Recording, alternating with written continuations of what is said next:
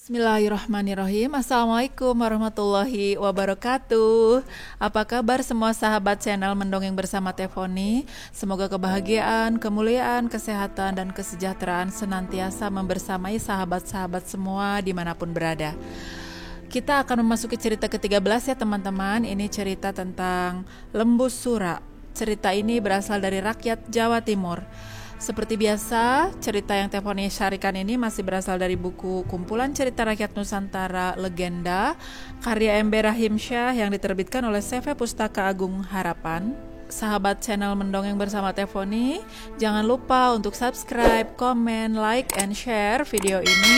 Semoga sampai kepada orang yang ingin mendengarkan Dongeng Nusantara sebagai sarana untuk terus mencintai dan untuk terus bangga terhadap khasanah kebudayaan Nusantara yang sedemikian tak ternilai. Semoga menjadi sarana untuk menumbuhkan rasa cinta kepada tanah air dan bangsa. Semoga menjadi alat untuk terus mengingat bahwa tanah air kita mempunyai budaya yang bersifat kearifan lokal yang luar biasa.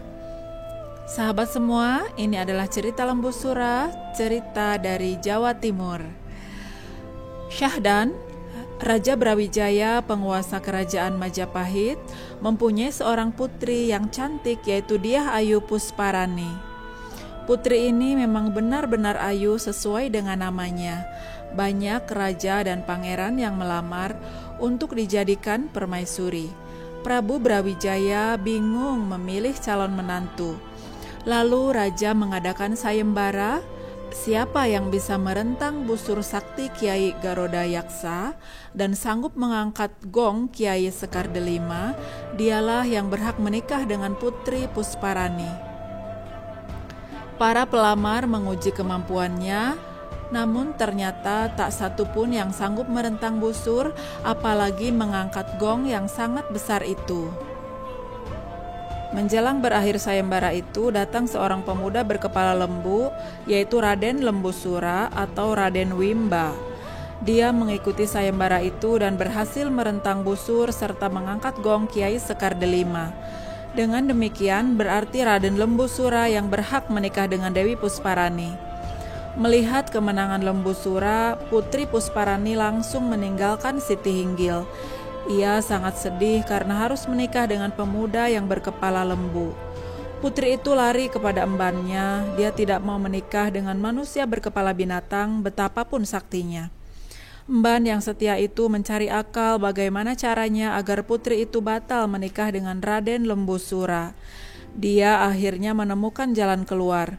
Putri Pusparani disarankan mengajukan syarat kepada Lembu Sura. Syaratnya, Raden Lembu Sura harus bisa membuat sumur di puncak Gunung Kelud. Mendengar saran embannya, Dyah Pusparani sangat gembira. Dia segera menyertai ayahnya untuk menemui Lembu Sura. Selamat Raden Wimba, engkau telah memenangkan sayembara dengan gemilang. Terima kasih Putri, dan kau akan menjadi istriku. Saya tahu itu, namun saya masih mengajukan satu syarat lagi. Katakanlah Putri, apa syaratmu itu?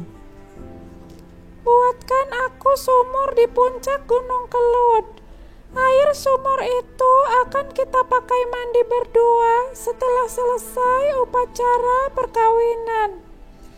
Baiklah Putri, demi cintaku padamu, akan kupenuhi permintaanmu itu. Raden Wimba, putra Adipati Blambangan itu segera meninggalkan keraton Majapahit menuju puncak Gunung Kelud.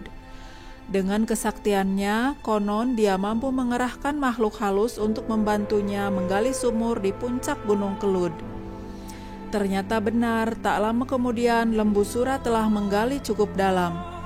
Melihat hal itu, Pusparani ketakutan. Bagaimanapun, kalau Lembu Sura berhasil menemukan air di sumur itu, dia harus menjadi istri Lembu Sura. Prabu Brawijaya juga kebingungan. Beliau bisa memahami perasaan putrinya. Dewi Pusparani menangis di hadapan ayahnya.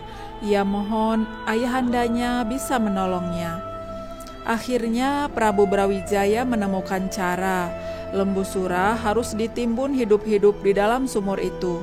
Kemudian Prabu Brawijaya menitahkan seluruh prajurit yang menyertainya untuk menimbun sumur itu dengan batu-batuan besar, juga gundukan tanah yang ada di sekitar itu. Sebentar saja sumur tadi telah rata seperti semula. Lembu Sura tertimbun di dasarnya. Meskipun begitu, karena dia sakti, dia masih sempat mengancam kepada Prabu Brawijaya. Prabu Brawijaya, engkau raja yang licik, culas. Meskipun aku terpendam di sumur ini, aku masih bisa membalasmu. Yang terpendam ini adalah ragaku, bukan nyawaku. Ingat-ingatlah, setiap 2 windu sekali, aku akan merusak tanahmu. Ingat-ingatlah, setiap 2 windu sekali, aku akan merusak tanahmu dan seluruh yang hidup di kerajaanmu. Setelah suara itu hilang, seluruh prajurit yang melihat kejadian itu ketakutan. Begitu pula Prabu Brawijaya dan putrinya. Kemudian Prabu Brawijaya memerintahkan untuk membuat tanggul pengaman. Tanggul itu sekarang disebut Gunung Pegat. Hingga sekarang ini, jika Gunung Kelud meletus dianggap sebagai amukan Lembu Sura untuk membalas dendam atas kelicikan Prabu Brawijaya. Kisah ini mirip dengan kisah asal mula Reog Ponorogo. Lembu Sura yang asalnya seorang putra bangsawan itu memang seorang pemuda sakti, namun sifatnya berandalan, maka ayahnya menyabda hingga ia dianggap pemuda bodoh seperti kerbau.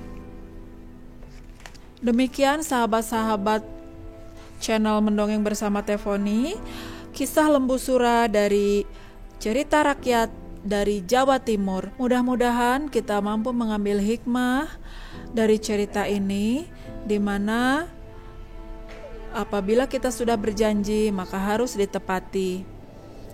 Sampai di sini dulu ya sahabat-sahabat semua. Sampai jumpa lagi di video berikutnya. Jangan lupa komen di bawah sebagai bentuk apresiasi kepada perkembangan channel ini. Apabila ada tutur kata Tefoni yang kurang berkenan, dengan segala kerendahan hati, Tefoni mohon maaf yang sebesar-besarnya. Billahi taufiq wal hidayah. Wassalamualaikum warahmatullahi wabarakatuh.